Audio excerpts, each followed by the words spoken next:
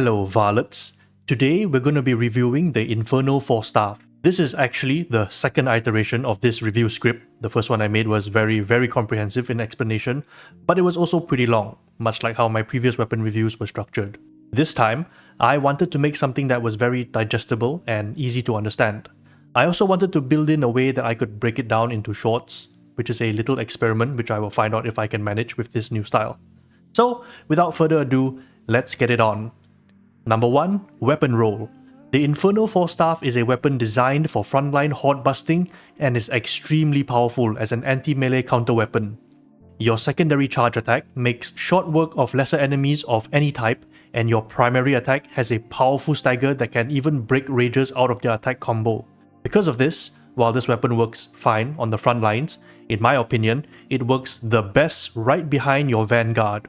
In other words, the Inferno Staff has the most room to perform when right behind your Zealot or Ogryn, as they provide you the space to fully charge up your secondary attacks without worry.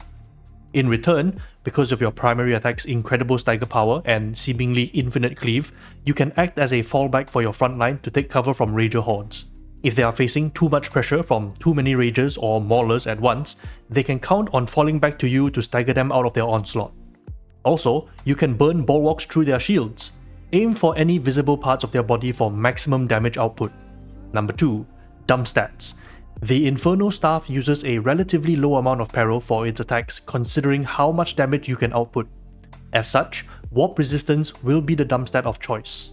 Every other stat on the weapon benefits it in some way or another. However, pay attention to the burn stat, as it affects the maximum number of Soul Blaze stacks you can apply to the enemy. To reach the maximum potential of 15 Soul Blaze stacks, you will want to have at least 78% in the burn stat. Anything lower and it can only reach 14 stacks max. We'll take a closer look at this difference in the Soul Blaze section. Number 3. Damage Profile. The Inferno Staff is not capable of hitting weak spots, and so the weak spot and critical weak spot damage columns can be ignored.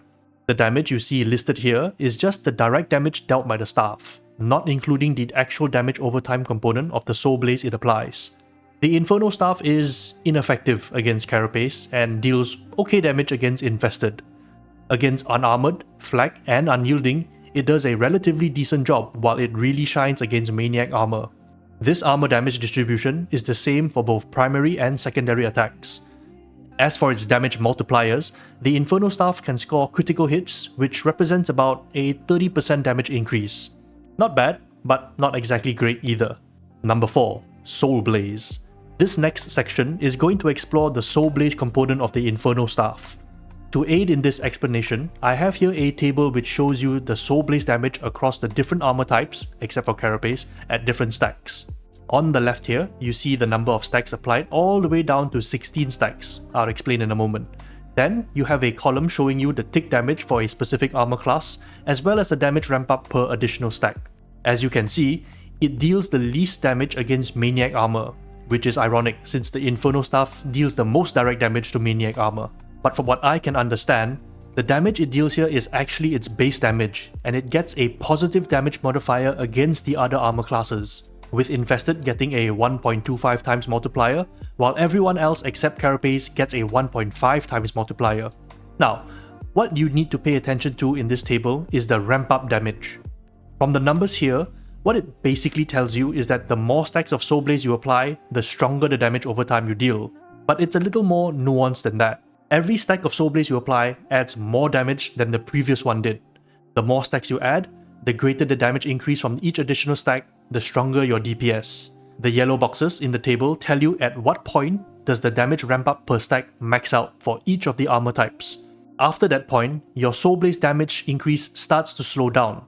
To give you an example on how important the damage ramp up is, the difference between 4 stacks and 6 stacks of Soul Blaze against Flak armor, for example, is literally double damage, despite only being 2 stacks apart. You are dealing 37 damage per tick instead of 18.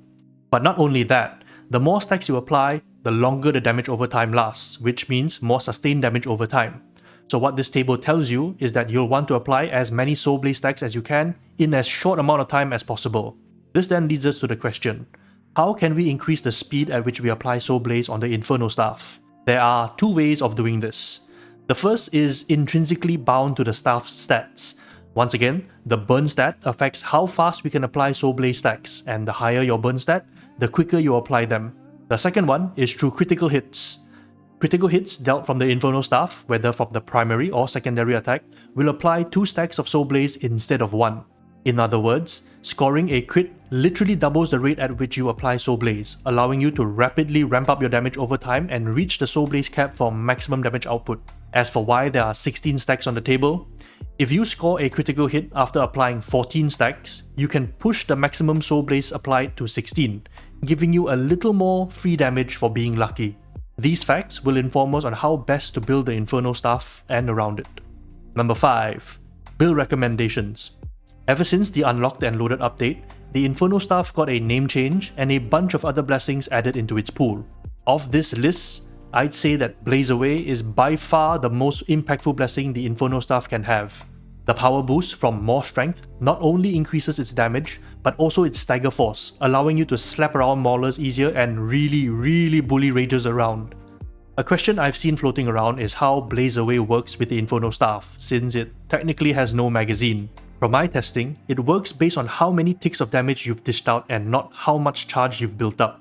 If the magazine was dependent on how much charge you've built up, Blaze Away would stack up much slower at full charge when compared to minimal charge. But as you can see from this demonstration, they build up just as fast regardless of full or partial charges. As long as you've released your warp fire for at least 1 second continuously, you'll get the Blaze Away to stack fully.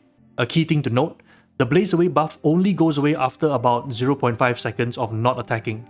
This means after releasing a Torrent of Flame, you can pull a partially charged attack that will deal damage for a shorter duration, but it allows you to maintain a fully stacked up Blaze Away buff. This is good for sustaining maximum damage while applying constant pressure. Given that we've talked about how scoring critical hits really ramps up the damage output of the Inferno Staff, Warp Nexus is a very powerful candidate for your next blessing. This blessing has a lot of synergy with the Inferno Staff in terms of damage, but also works synergistically with a lot of the Psyker's talent tree, like Warp Rider for example. Penetrating Flame is a new addition that allows you to strip away the armor from certain enemies by applying brittleness to them, making them more vulnerable to your allies as well. Compared to Warp Nexus, I find that Penetrating Flame offers more consistent damage against specific enemies like Scab Ragers and Maulers, but the time to kill is more or less the same, with Warp Nexus being able to reach quicker times if you are lucky with crits. Honestly, you can't really go wrong with either, but Penetrating Flames has more uses for builds which are melee-centric and allows your team to be more effective against armor, while Warp Nexus works perfectly well if you are investing in crits and making a wholly Inferno-based Psyker. Warp Flurry used to be a go-to blessing because shortening the charge time on your secondary attacks meant you could apply a lot more pressure in a shorter amount of time. This is still the case, but because Warp Flurry only benefits the secondary attack of the Inferno Staff when its primary attack is equally if not a more powerful component of the weapon, Warp Flurry falls out of favor because the other blessings like Blaze Away, Warp Nexus and Penetrating Flame simply do more. If you'd like to just spew out torrents of flame without a care in the world for min-maxing in any way, Warp Flurry will offer you a lot of fun in doing just that. Oh, as well as blinding your teammates that are in front of you for most of the game. That's always fun. With a personal exception for Run and Gun, which I use on meme builds, don't bother with the other blessings. They don't add nearly enough to justify taking them over the other blessings mentioned here. Not even for meme potential. Finally, for perks, there are really only 3 options that make sense. The first one is going to be Flak Damage. While Soul Blaze deals a lot of damage against flak armor, Maulers, which are the most tanky flak armored enemies that you'll find commonly, have a lot of health to burn through.